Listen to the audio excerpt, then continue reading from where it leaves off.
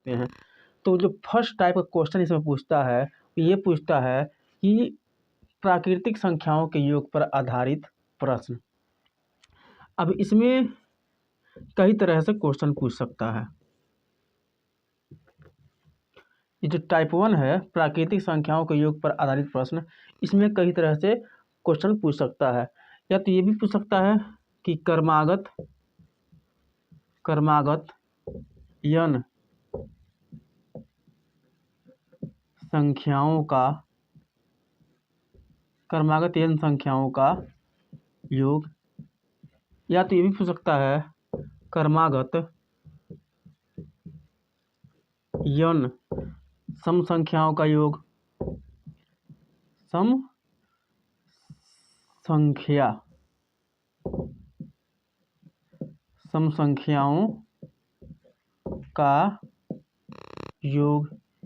या तो ये भी पूछ सकता है कि क्रमागत n विषम संख्याओं का योग, विषम संख्याओं का योग, क्रमागत n विषम संख्याओं का योग। या तो ये भी पूछ सकता है क्रमागत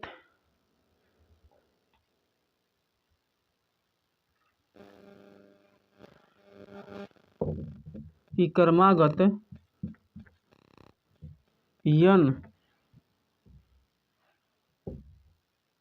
गुणजों से, क्रमागत n गुणजों से एक श्रृंखला बनती है। टाइप 1 जो है कि प्राकृतिक संख्याओं के योग पर आधारित प्रश्न, ये टाइप 1 है। इसमें कई टाइप से क्वेश्चन पूछता है। संख्या पद्धति में कई टाइप से क्वेश्चन पूछता है कि हम लोग टाइप 1 पढ़ रहे हैं कि इसमें इस तरह से भी क्वेश्चन पूछ सकता है या पूछता है। तो कई टाइप से क्वेश्चन पूछता है। अभी हम टाइप 1 को पढ़ रहे हैं। टाइप 1 जो हम पढ़ रहे हैं क्या कर रहा है कि प्राकृतिक संख्याओं के योग पर आधारित प्रश्न। अब प्राकृतिक संख्याओं के योग पर जो आधारित प्रश्न ये है, इसमें कई तरह के क्वेश्चन बनते हैं। या तो यह कह सकता है कि क्रमागत n संख्याओं का योग, ये भी कह सकता है कि क्रमागत n सम संख्याओं का योग, ये भी पूछ सकता है कि क्रमागत n विषम संख्याओं का योग, या तो ये भी पूछ सकता है कि क्रमागत n गुणजों से एक श्रृंखला बनती है। अब एक चीज ये भी जान लीजिए, क्रमागत n सम संख्याओं का योग से क्या मतलब है कि क्रम से आने वाली सम संख्याएं, जैसे 2, 4, 6, 8, 10, 12 डैश करके ऐसे। क्रमागत n संख्या दिया है ना बच्चे, तो ये नहीं होगा। क्रमागत n संख्याओं का योग मतलब 1, 2, 3, 4, 5, 6 ऐसे से करके दे देगा। क्रमागत n सम संख्याओं का योग, तो सम संख्या क्या होती है आप लोग जानते ही हैं, 2, 4, 6, 8, 10 डैश डैश करके ऐसे दे देगा। क्रमागत n विषम संख्याओं का योग, तो विषम संख्या भी आप लोग जानते हैं, 1, 3, 5, 7, 9 डैश डैश करके ऐसे आगे दे देगा। और क्रमागत n गुणजों के से एक श्रृंखला बनती है। n गुणजों से एक श्रृंखला बनती है। जैसे मान लीजिए हम 3 को ही ले लेते हैं, तो 3 से के गुणज से जो श्रृंखला बनेगी वो क्या होगी, 3 एक कम 3, 3 दूनी 6, 3 तिरिका 9, 3 चौका 12, 3 पचे 15, ऐसे करते करते हम आगे बढ़ जाएंगे। तो ये क्रमागत n गुणजों से जो एक श्रृंखला बनती है, इसके बारे में क्या है कि n गुणजों से एक श्रृंखला बनती है। तो गुणजों मतलब गुणा, तो n गुणजों से एक संख्या बनती है। तो गुणजों से एक संख्या बनती है का मतलब क्या, हमने एक कोई संख्या लिया और उसमें 1 से फिर 2 से फिर 3 से फिर 4 से ऐसे बढ़ते गए आगे, तो जिस अंक से गुणा करेंगे कुछ ना कुछ परिणाम निकलेगा ही। फिर अगली अंक से गुणा करेंगे तो उसका भी कुछ परिणाम निकलेगा, फिर अगली अंक से गुणा करेंगे तो उसका भी कुछ परिणाम निकलेगा। जैसे हमने लिया है 3 को, 3 में 1 का गुणा किया, 3 एक कम 3, 3 दूनी 6, 3 तिरिका 9, 3 चौका 12, 3 पच 15, मतलब कि इसमें 2 से गुणा किया, ये 3 ही था, 3 का हमने 1 में गुणा किया 3 आ गया, 3 का 2 में गुणा 6 आ गया, 3 का 3 में गुणा तो 9 आ गया, 3 का 4 में गुणा तो 12, 3 का 5 में गुणा तो 15। ऐसे करते करते एक श्रृंखला बन जाएगी। अब सबसे इम्पोर्टेंट बात ये है इसमें, अरे मार्कर कहाँ गया,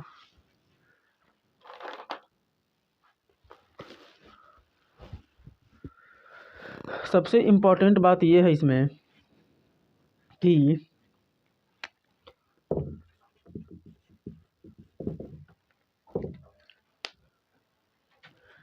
इन सभी श्रृंखलाओं में, इन सभी श्रृंखलाओं में किन्हीं दो अंकों के बीच में, किन्हीं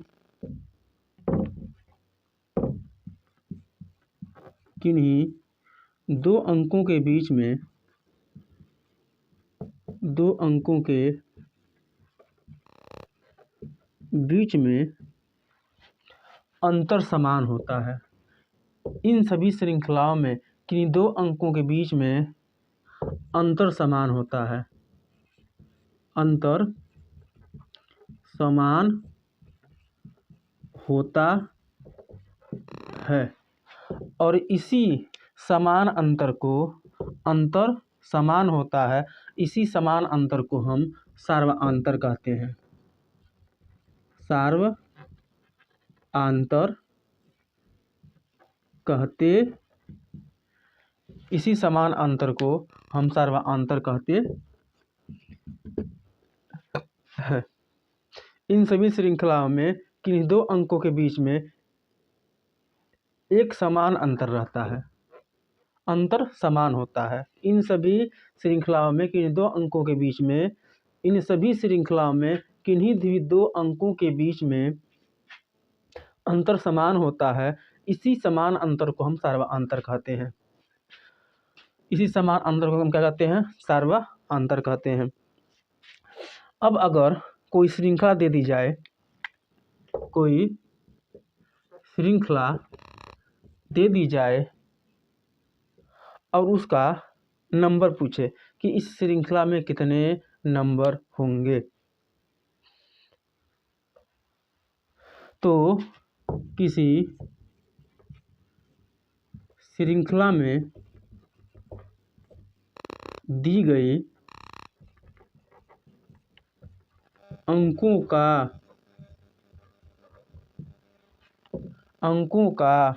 नंबर हम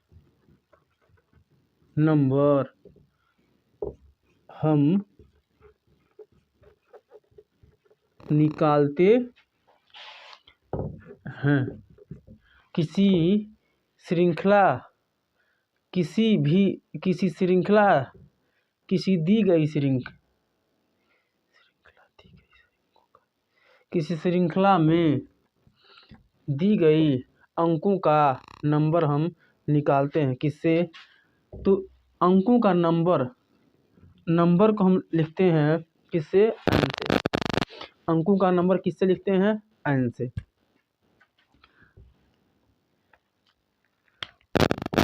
n मतलब नंबर,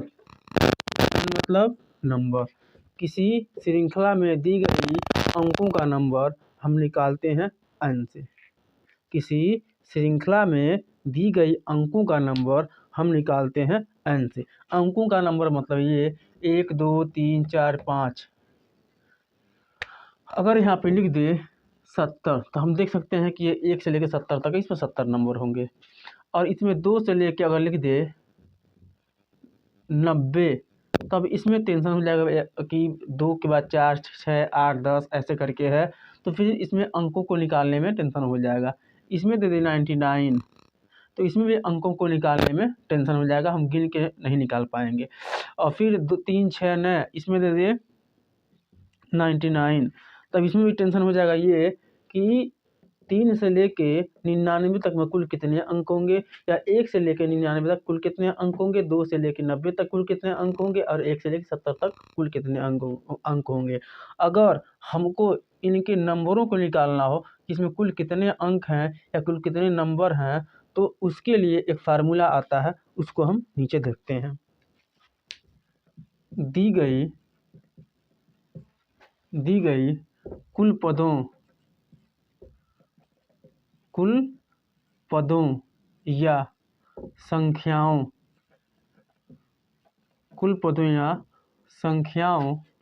की संख्या या नंबर n हम निम्न सूत्र से या फार्मूले से निकालते हैं कि किसी दी गई श्रृंखला में दी गई कुल पदों या संख्याओं की संख्या या नंबर n हम निम्न सूत्र से निकालते हैं। हमको n का मान निकालना है क्योंकि कोई श्रृंखला दी गई है तो उसमें कुल कितना नंबर है। कोई भी श्रृंखला चाहे सम अंकों वाली है, चाहे विषम अंकों वाली है, चाहे प्राकृतिक संख्याओं वाली है, जिन भी संख्याओं वाली अगर कोई श्रृंखला हम लोगों के सामने है तो उनका मान या उसमें कितने नंबर हैं या कितने अंक हैं उसको हम कैसे गिनेंगे। अगर मान लीजिए 1 से लेकर 10 तक अंक है तो उसमें हम कह देते हैं भैया इसमें 10 गो अंक है। एक से लेकर 50 तक अगर कोई अंक है तो उसमें कह देंगे कि कुल 50 गो अंक है। लेकिन अगर कोई चीज़ सम में आ जाए, विषम में आ जाए, भाज्य में आ जाए, अभाज्य में आ जाए तो उसका कैसे निकालेंगे। कोई भी श्रृंखला बड़ी अंकों का श्रृंखला आ जाए और बड़ी श्रृंखला हो तो उसमें कुल कितने अंक होंगे उनको हम कैसे निकालेंगे। तो उनको निकालने का ही एक फार्मूला है कि किसी भी श्रृंखला में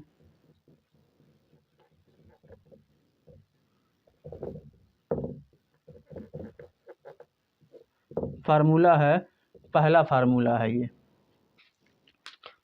फार्मूला है कि n का अगर मान निकालना हो तो हम क्या करते हैं, अंतिम संख्या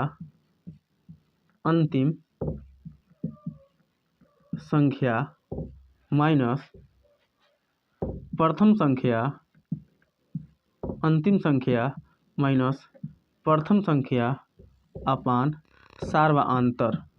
हमने अभी बताया ना कि सर्वांतर किसको कहते हैं कि दो संख्याओं के बीच का जो अंतर होता है किसी भी श्रृंखला में दी गई कि दो संख्याओं के बीच का जो अंतर होता है उसे ही कहते हैं सर्वांतर। अंतिम संख्या माइनस प्रथम संख्या, n का मान निकालने के लिए अंतिम संख्या माइनस प्रथम संख्या अपान सर्वांतर प्लस 1। जैसे मान लीजिए दे दिया हो, जैसे में मान लीजिए अगर दे दिया हो 2, 4, 6, 8, 10 ऐसे करते करते ये चला जाए 40 तक। अब ये पूछे कि इसमें कुल कितने पद हैं,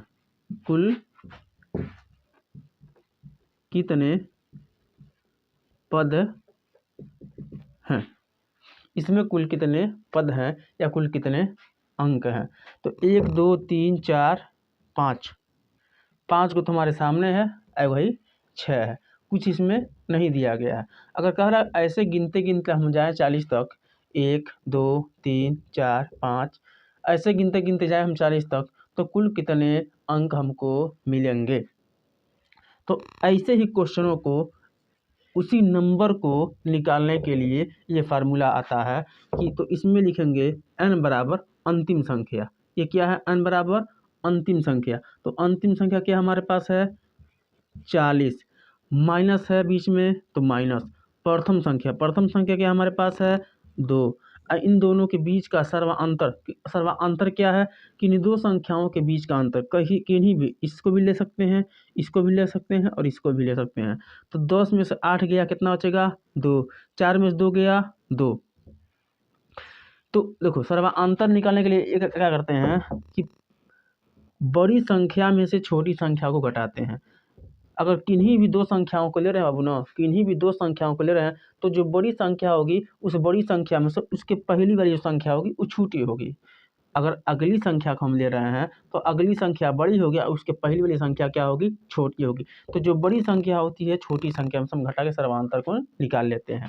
तो अगर किन्हीं भी दो संख्याओं को लें तो 4 और 6 को लें तो इसमें 4 और 6 में 6 बड़ा है और 4 छोटा है। तो बड़ी संख्या में से छोटी संख्या को घटाते हैं तो 6 माइनस 4 बराबर कितना हो जाएगा, 2। तो सर्वांतर कितना मिला, 2। अब प्लस 1। अब 40 में से 2 गया, कितना बचेगा, 40 में से 2 गया 38 बटे में 2। अब प्लस में 1, प्लस में 1 और 2 एक कम 2 बचा, इसके पास कितना 1, 9 दूना 18 तो 19 गो ई हो गया। अब प्लस में है 1 है ये है, तो कुल कितना अंक हो जाएगा, 20। अब इसको ऐसे भी कर सकते हैं, 1 से 10 तक ले 5 गो, तो फिर 11 से 20 तक ले 5 गो, कितना हो गया 10। तो 20 तक ले 10 तो 40 तक ले 20, एकदम करेक्ट है। ये हमारा हो जाता है एकदम करेक्ट आंसर।